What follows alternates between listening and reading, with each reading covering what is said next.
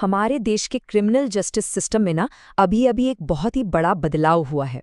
तो आज हम यही समझने की कोशिश करेंगे कि जो नया कानून आया है BNSS, इसके आने से अदालतों में सजा देने का पूरा तरीका आखिर बदला कैसे है। तो चलिए एकदम बेसिक सवाल से शुरू करते हैं, है ना। मान लीजिए कोई जुर्म हुआ। अब ये तय कौन करेगा कि सजा क्या मिलनी चाहिए, कितनी मिलनी चाहिए, और क्या जो जज ये फैसला सुना रहा है उसकी अपनी कोई लिमिट होती है? क्या वो कोई भी सजा दे सकता है? अच्छा, तो इन सभी सवालों का जवाब छिपा है एक बिल्कुल नए कानूनी ढांचे में, जिसने भारत की पूरी क्रिमिनल प्रोसीजर को ही आप कह सकते हैं बदल कर रख दिया है। तो ये रूल बुक है भारतीय नागरिक सुरक्षा संहिता 2023, जिसे हम शॉर्ट में BNSS कहेंगे।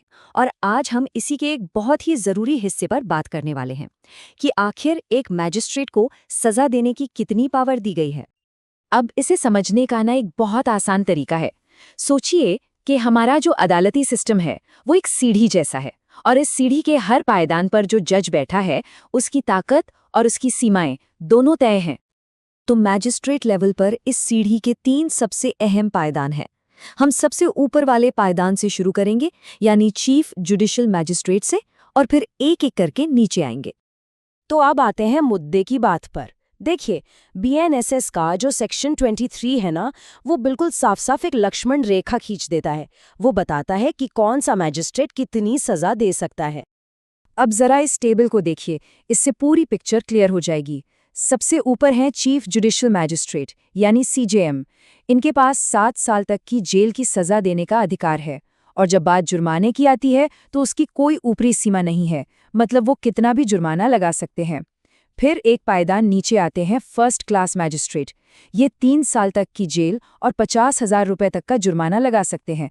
और सबसे आखिर में सबसे निचले पायदान पर सेकंड क्लास मैजिस्ट्रेट हैं, जो 1 साल की जेल और 10,000 रुपये तक का जुर्माना लगा सकते हैं।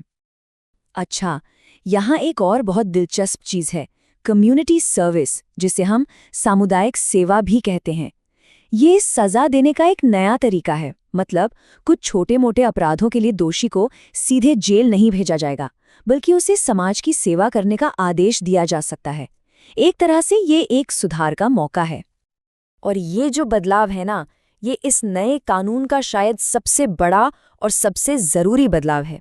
देखिए, पुराने कानून यानी CRPC में एक फर्स्ट क्लास मजिस्ट्रेट सिर्फ 5,000 रुपये तक का जुर्माना लगा सकता था, लेकिन अब BNSS ने इस पावर को सीधा 10 गुना बढ़ा दिया है, 5,000 से सीधे 50,000 रुपये। जाहिर है, आज के समय को देखते हुए ये एक बहुत ही ज़रूरी और बड़ा कदम है। तो ठीक है, ये तो हो गई सीधे साधे नियम, लेकिन सवाल ये है कि क्या कानून हमेशा इतना सीधा होता है? क्या कोई ऐसी सिचुएशन हो सकती है जहां इन तय की हुई सीमाओं को भी पार किया जा सकता है? इस पर सुप्रीम कोर्ट ने कुछ बहुत ज़रूरी बातें कही हैं। और यहीं आकर कानून का खेल और भी ज़्यादा दिलचस्प हो जाता है। तो सवाल वही है, क्या ये जो सज़ा की लिमिट्स हमने अभी देखी, ये बिल्कुल पत्थर की लकीर हैं, या फिर कोई ऐसा रास्ता भी है जिससे एक मैजिस्ट्रेट इन लिमिट्स से ज़्यादा की सज़ा दे सके? इस सवाल का जवाब हमें मिलता है सुप्रीम कोर्ट के एक बहुत ही मशहूर केस से, उत्तर प्रदेश राज्य बनाम खुशीराम। इस केस में कोर्ट ने साफ साफ कहा कि हाँ, ऐसा हो सकता है। अगर कोई स्पेशल कानून, कोई खास एक्ट किसी मैजिस्ट्रेट को ज़्यादा पावर देता है, तो फिर वो पावर ही मानी जाएगी।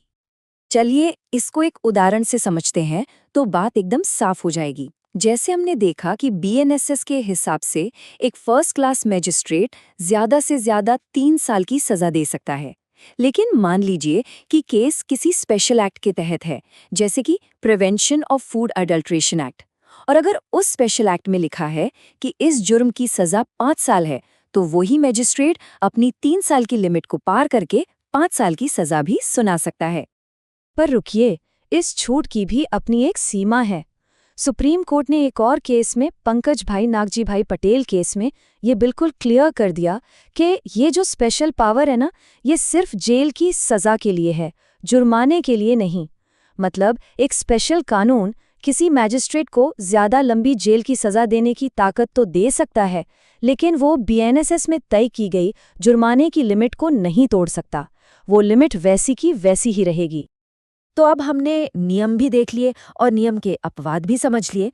तो अब बड़ा सवाल ये है कि आखिर इस तरह का स्ट्रक्चर, ये पूरी सीढ़ी वाली व्यवस्था हमारे जस्टिस सिस्टम के लिए इतनी जरूरी क्यों है?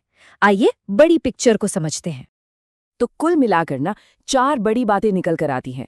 पहली बात, इससे पूरे सिस्टम में एक क्लैरिटी आती है, सब कुछ साफ साफ तय है। दूसरी बात, ये तय करता है कि किस लेवल की अदालत किस लेवल के अपराधों से निपटेगी, मतलब सजा और अदालत का लेवल बराबर हो। तीसरी बात, सिस्टम में जरूरत के हिसाब से लचीलापन भी है, जैसा हमने स्पेशल कानूनों के मामले में देखा। और चौथी और आखिरी बात, जुर्माने की रकम को बढ़ाकर कानून को आज के समय के हिसाब से मॉडर्न और रेलेवेंट बनाया गया है। तो आखिर में ये पूरी बातचीत हमें एक बड़े सवाल पर लाकर खड़ा करती है। जब पावर का बंटवारा इतना साफ हो, इतना व्यवस्थित हो, तो क्या इससे न्याय व्यवस्था में आम आदमी का भरोसा नहीं बढ़ता? ये सिर्फ न्याय करना ही नहीं, बल्कि न्याय को होता हुआ दिखाना भी सुनिश्चित करता है।